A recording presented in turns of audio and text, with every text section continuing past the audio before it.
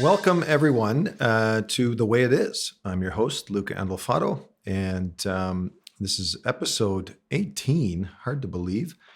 And we're going to do a little extra special one today. We're actually going to get off the path of real estate and real estate related topics. And we're going to go, we're doing a topic near and dear to my heart, which is whiskey, specifically Scotch whiskey. For those of you that know me, you know I'm an avid Scotch whiskey drinker. I have I would call it a fairly significant collection, thanks to this gentleman to my left. And I enjoy it, and for lots of reasons. So I'm delighted to have beside me my whiskey mentor, if you will, David Notman, who I met, apart from knowing him back when he was a teacher.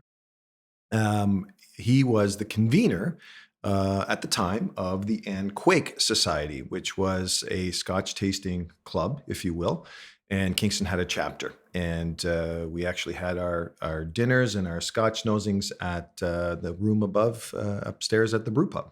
Which I missed dearly, actually. That was a wonderful thing. So, and we got to sample back then, just to preamble a little bit more, back then we were able to, and one of the reasons I really enjoyed the club was we were actually getting whiskeys directly from Scotland. We didn't have to go through the LCBO, but invariably, the government got their claws into our business for their tax dollars. So that soon sort of ended. So, David, welcome. Pleasure to have you here. Nice to be here. Sporting your Scottish mask, which is fantastic. A rampant thing. I got it as a Christmas present. It's a little much. It costs money, but now I'll take it off if I can. So people can see the ugliness underneath. I don't think so. Oh yeah, here we'll do that. Inside joke is David. Now that David's always been referred to as Sean Connery's doppelganger, actually. So, and I've actually been with him in a restaurant when people approached us thinking that was the case. So He's dead now, love. He's dead now, unfortunately. He's dead, yeah. I'm sure you hear that too. Anyway, my purpose here today, I don't know if you know it, but is to sort of convince or demythologize drink. Whiskey is as simple as possible. As a matter of fact, it's really hard to understand how people can discover it. It only consists of water, yeast, and something else. Barley. So they take the water, mix. I'll give you the whole. Is that all right? Yeah, absolutely. Okay, yeah, go for it. The process of making whiskey starts with barley seed mainly, and barley seed is wet or wetted. Is that the right word? Mm-hmm. Wetted. Made wetter. I'm sorry. I get a little bit giddy. Now, I haven't had any Scotch yet, either, by the way. But, and they take this barley and they spread it out on a malting floor, it's called, and they malt it, which means they actually wait until it germinates. The little tip of green shoot comes out of it.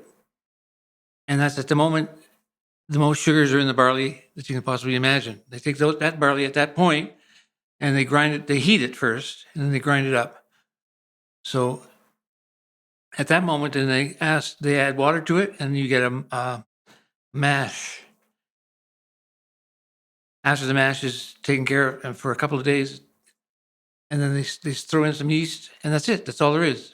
So it's barley, sprouted barley, malted barley, yeast and water. Who would have got that? Who would have invented that? Yeah, hard to believe. Really? How do you sort of figure out, well, I got to take this little seed of barley and germinate it first? I'm sure it was an accident, a happy accident. Had to be. Right? I think so. Yeah. Now, at the same time, at the moment that the thing becomes whiskey, let's say, or it's almost whiskey, I have to distill it. If I added hops to the mixture, I get beer right then. Exactly the same thing. Right. So somebody had to invent it in terms of up to the beer part. So once the mash and you add the water and it's in the kettles, I guess distilling, if you will, or fermenting. Exactly. How long is it in that process for? Do we think? A day, probably at the most. I think, but they boil it in the still pot still. It's a clunky bottom thing, like many of the women I know. But in any event, can you cut this? No, we've never done edits in these things at all. So. Haven't? You might have to do one. Yeah.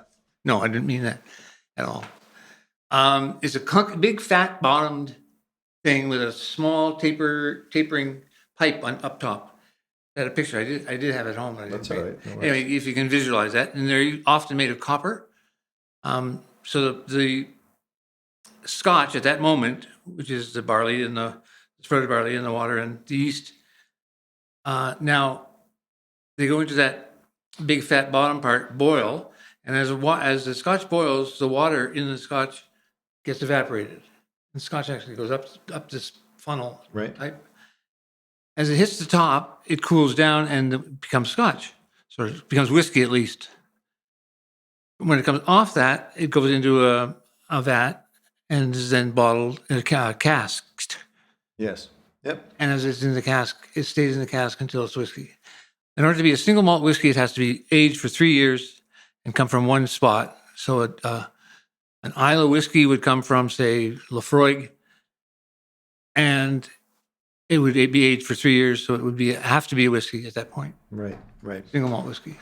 And so I'm just going to jump around a bit. So I actually have, for those that are interested and you want to email me, because I got this from David, I have a PowerPoint presentation, the full thing from start to finish of how whiskey is made. So it's brilliant, very easy to slides, easy to go through. You can email me, I'll send it to you, and then you can impress your friends with a whiskey nosing yourself if you want to do that. So, and there are, from what I remember, because I was a regular and collected the whiskeys I did, 4 basic areas for whiskey in Scotland. Yes. Yeah. The Highlands, which is obviously the northern part 5 of it. actually. If 5, okay. There's another one. All right. So the Highlands, which is sort of the northern part. Correct.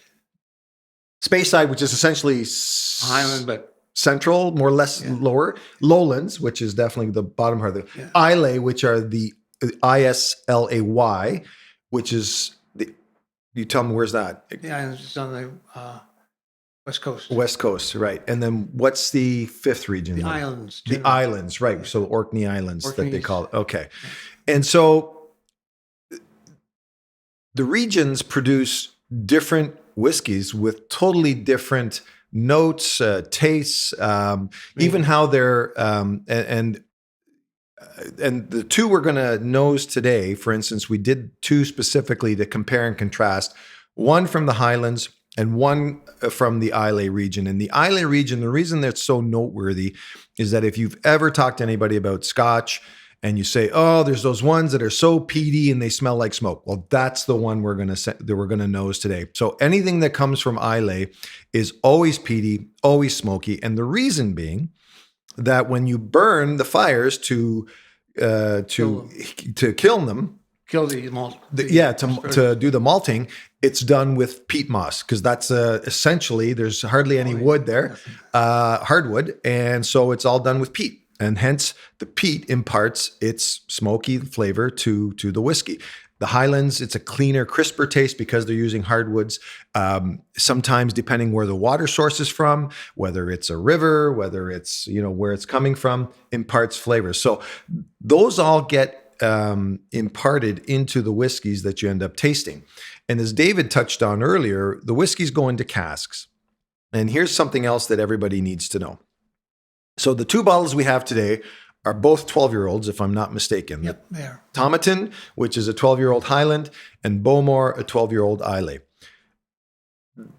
That whiskey, even if you kept that bottle for the next 50 years, will only always be 12 years old.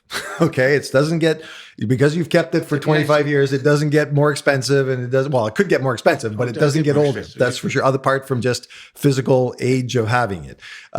So once the whiskey is taken from the cask, put into the bottles, that's the age it's at. So whether it's 3 years is the minimum to get a whiskey, 5, 10, 12, 21, and onwards from there. Yeah. So anything I missed, David, or anything? No, I think that they probably need to know that the 3-year, you probably couldn't buy a 3-year-old now, but the 3-year-old whiskeys, 3, 4, 5-year-old whiskeys that are too young to drink like we would drink today. So in order for a 12-year-old whiskey to be profitable, even so that Tomatin or Bowmore or whoever can probably, so they can make have a revenue stream, which is very important, obviously. they have to sell whiskey at 3 years old. Who's going to buy that? I'm not going to buy it. I would hate that. Right. It'd be so coarse and so alcohol fueled. But they sell it to blenders. Blenders actually take it and mix that with a grain alcohol, which is a continuous distilled process. And it's using corn normally, corn liquor, like the old hillbillies used to still make probably. I mean, way down in the Ozarks, there's probably still some stills around. I'm sure. In any event, that's they take that and they blend it together and they make a whiskey like Dewar's or Famous Grouse, any of those blends. Right. So when you're drinking a blend, you're drinking a whiskey that's probably made from 2 or 3, maybe more whiskeys about 3 years old, 4 years old. And they sell them a lot of those casks. That most of the whiskey is actually sold that way from producers. Very little of it goes into single malt casks, as a matter of fact. Right. Now, the other thing is the reason some of the older whiskeys tend to be more expensive or are more expensive, it's just the reality, is that when the whiskeys, the longer they sit in the barrel, a certain percentage of the whiskey and the alcohol, 2% evaporates every year. So if you're getting a 20, and that's referred to actually as the angel's share. So the longer a whiskey stays in its cask to age, so for 21 years, it's lost 2% a year. So now the volume has been reduced by half, which makes that whiskey that much more valuable and expensive because there's half of it left to bottle. So yeah. So let's dive into these whiskeys because I'm getting salacious here just looking at them and stuff. The only thing I want to say just before we drink it is that you've got to add water to these. I mean, for a little reason, not stuff to mention later on. Yes. So you always should add a small little drop of distilled water simply because it changes the bouquet and the tasting notes of the whiskey. Which one are we doing first, David? The Tomatin. Tomatin. That's the Islay one. So I'm going to do that one. So the first thing you need to do once you've added your water is give it a little stir, give it a nose. So what are you smelling there? Citrus. Yeah, citrus. I'm picking up a bit of nuttiness too, actually. I did that more so when it was just sitting there without the water. All right, should we try a little sip? Okay.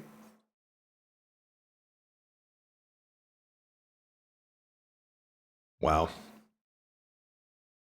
That's good. You can put more water in mine. Oh, you're putting more water in? Sure, absolutely. I'm sorry to say, but my feelings about water are very strong. No more.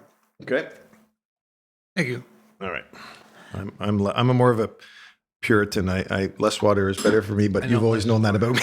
Anyway, so well, the reason the water is exactly what you said. First of all, that a little drop, even a spoonful of water in your whiskey will make it taste better than coming out of the bottles, just like it did. But also, they've added water already. First, I told you initially that the stuff is made from water in the first place. Water plus, that's it. That's all there is in it. Water plus barley plus yeast. That's it. So you got water, tons of water already there. Most whiskeys are 40%, 43% alcohol by volume, right, and the rest is water. When it comes off the cask, at cask strength, it comes in at 60%. Well, I defy anybody to try to drink 60% whiskey and enjoy it. It'll burn your throat. Matter of fact, it's considered to be a hazardous material, and if shipped in cases, they can't just blow up. Right. So the cask strength whiskey, when it comes off the line and put into the bottle, they put whiskey water in the whiskey enough to make it. I think this is 43. I think. I'm pretty sure it is. Yeah, there. 43. Yeah, 43% alcohol by volume. Usually, the alcohol by volume ABV is down here. Right. You should check that out. The less alcohol by volume, the less water you need to put in it. But if at 43%, you might still want some more water. Like you maybe turn it to 46, 47%. I find I do most of the time. And it's all about your palate, of course, right? Everything resonates differently with different people in terms of what you like is in a taste and how smooth you want it. One thing I will comment on, because I am a bit of a purist, and I've had this argument with people that say they're Scotch drinkers, and so let's understand this. the word whiskey is the generic term for anything that's either grain alcohol, essentially a grain alcohol, right? So, And distilled. and distilled. Yeah. Okay. So, and that's why you can get into your rye whiskeys like we have in Canada, of course, and all over the world. Your bourbons, actually, which would fall under that category. No question. But to call it a Scotch, it has to come from Scotland. Correct. Period. End of story. Now, there's those that drink blends, and the most infamous and well-known blend in all the planet, and they charge big dollars for some of the categories, is Johnny Walker. Correct. It is they've done a massive, fantastic marketing job on it, but that is a blend. I know there's probably lots of people out there going, "What?" I thought it was a single. It's not a single malt, as David explained earlier. It's made up of various single malts, Or actually various Scotch whiskeys. yes. Yeah, okay, single malt. Yeah, But not yeah. that older one. Exactly. So, and for me, I know everybody says, "Oh, I want a Scotch on ice," or "I want ice with my Scotch." Wrong answer. If you're drinking a blend, fill your boots. Yeah. Put ice in it if you want. The problem with ice, though, is because it's so cold and you have to wait for the ice to melt. It's going to basically numb or stunt the flavors of the whiskey, right? And that's why you want to use distilled water, a few drops of it, and keep adding if you want, right? Because it is going to change. Even now, just sitting here, it's changed its complexity from the time we started tasting it. So single malts should never have ice in it if you care about your whiskey. And if you're spending that kind of money on it, you should only put distilled water in it. So, all right. So we've talked about enough about that one. Let's go to the Islay one, the peaty one. Now, the first thing you do is impress your friends by knowing how to pronounce the word Islay. Islay, yes. Now you smell that and you instantly get smoke, and even that sort of Caramel. iodine-y smell almost, I want to say, right? Which turns some people off, right? For sure. But it's an acquired taste for sure. Okay, let's do the water thing now. No, actually, before you do that, maybe you could sip it first. Okay, sure. Let's do that. Then you can check the change.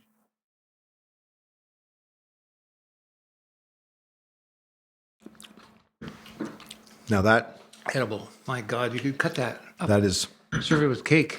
Wow.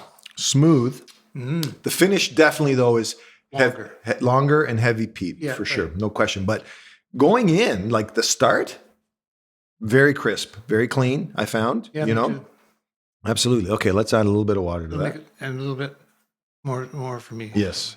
That's good. Good. All right. I'm going to do that. All right. Give it a little swirl. Wow. And see, now the smell now has changed. The nose has changed instantly, where it's cut that peatiness right out, almost not non-existent now, but certainly taking it away. Very and it brought the iodine a bit more to the fore, I think. Right. Oh, that's nice. Oh my goodness, that's good. Yeah. See, now those that say they like the peaty ones, I understand it. Those that say they're against it, I think it deserves a try, a serious try. And I hope what we've done today gives you a little bit more insight into Scotch whiskey.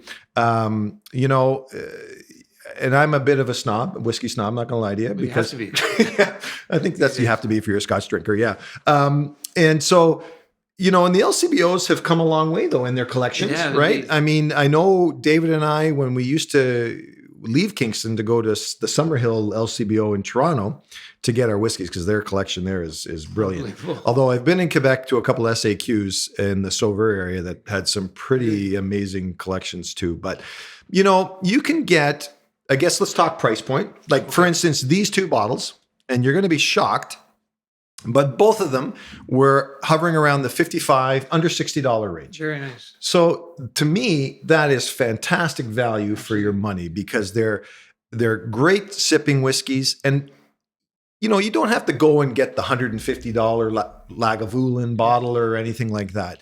But if you want to start into whiskey entry level, I got to tell you, this is an easy, valuable, cost-effective price point. You can go up the next level. Usually once you get into $85, $100 range, you're getting into Those are 14, older ones. 15-year-olds, Macallans, Lagavulins, Oban, different things like that. And I'm just spouting off names, but they're from the different regions. But it doesn't have to be, this expensive, collector practice, habit or addiction or whatever you want to call it. Mine might be an addiction, but anyway. And again, I welcome anybody to email me, and I'll certainly happily send you the PowerPoint presentation. Wonderful. And David, any last comments you want to add or anything you want to? Yes, I would. I like what you said about the entry level whiskeys. Those are two really good examples of it we've had today. But if you want to go a little higher, and you can go. Well, here are some good ones from each of the regions: Auchnatashan and Glenkinchie from the lowlands, the Edinburgh area and lower, down by Peebles and those places. Yep. Then you can move up to Speyside, which is, Balvenie and those kinds. Balvenie is really good whiskey too. Yes. It's not that expensive. You can get a little Balvenie for about $75 to $80. That's right. And you'll enjoy that immensely, I'm sure. And you can also get what's the cigar malt? Dalwhinnie. That's right. Yes. It's nice. That's a nice, really good Highland malt. That's very, very sweet. The other thing about whiskeys, I could tell you the first time I ever had one, which was with an old wife of mine called... And her father, my father-in-law at that point, didn't have any other liquor around. And I thought, well, I'll just take rye and ginger, rum and coke. Those kinds of, no, he didn't like that. He only had scotch. So I said, well, all right, I'll try a scotch. So I tried a scotch just like I did with the Tom today, and it almost knocked me over. I thought, what the hell? How could anybody possibly drink this crap? And he said, no, you don't drink it like that. You have it with ice and water. This was a blend he was giving me. Yeah. So I had a little ice, a little water, and it was lovely. And I drank scotch on the rocks with soda for a long time, maybe a year or two. And it was a sweet drink. It was like you basically made it with scotch and soda. You drank it, and you never actually got that thing in your throat at all. It didn't burn at all. It didn't taste like alcohol hardly. And it was sweet. So if you want to get into scotch that way, that's a nice way to go. And eventually you get tired of that and you'll want to do some single malt on your own. Yeah, I absolutely. I agree. And again, nothing wrong with buying a blend, nothing wrong with putting ice and soda in it, but just understand that it's a combination of singles. It's not the single malt, a single malt. So if you want to just literally be more purist about it, I guess, and you want to sip a single malt, then, that's what you have to go to. If I may. Yeah, please. The what you just mentioned about that sipping whiskey, don't think for a minute that you're anything like one of those cowboys in the movies. They say, give me a whiskey, and they give him a shot glass of whiskey, and he takes the whiskey and goes, and drinks it all at once. Well, that's if you want to get drunk that quickly and help yourself. But in these cases, it's a sip. It needs to be savored. Savored, because absolutely, this is about enjoying. I mean, I have one, not all the time, but at the end of after dinner, and you're trying to chill out. I'll tell you what, there's nothing hits the spot better than a good whiskey, and it just warms you up in all the right places and gets you relaxed and chill.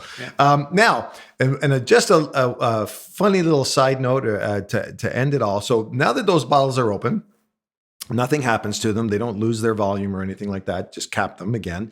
But those are now called heels. So if you've ever heard the term a heel of whiskey or anything like that, that's what's left now that the bottle's open. And some heels are larger than others, obviously, depending on how long they've been kicking around. So you got a good heel here.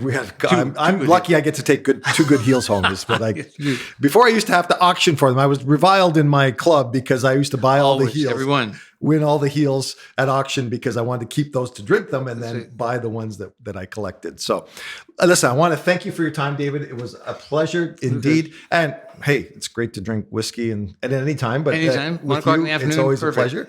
And thanks everyone for listening. And again, feel free to reach out, and more than happy to even share a whiskey if you want. If any of your viewers have questions about this, please feed them through you. And if you don't know the answer, you can call me. Absolutely. And I'll be happy to tell you. All right. Well, thanks so much. My pleasure. Here's to you. Slante. Slante.